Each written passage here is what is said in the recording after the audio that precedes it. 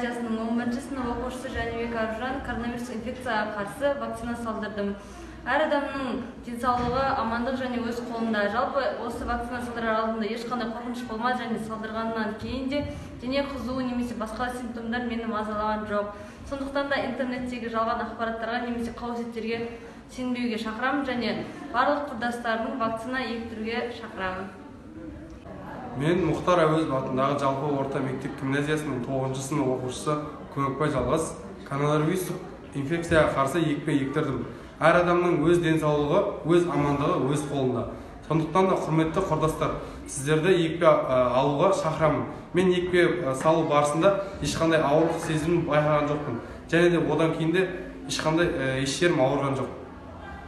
Құрметті достар және құрдастар, қазір кезде елімізде болып жатқан коронавирус инфекцияға қарсы егіліп жатқан екпені мен өз денсаулығымды сақтап қорғап қалу үшін егейін деп жатырмын. Өмірің, денсаулығың өз қолыңда. Алып қашпа әңгімеге сеніп, әлеуметтік желідегі жалған ақпараттарға сенбей, өз денсаулығыңды сақта. Құрметті ата-аналар, бала біздің болашағымыз.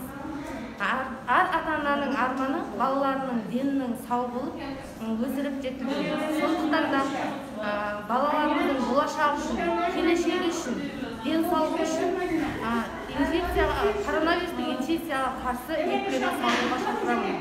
Барлық мәселеге сауатты, ұқыпты қарап, дұрыс шешім қабылдаңыздар.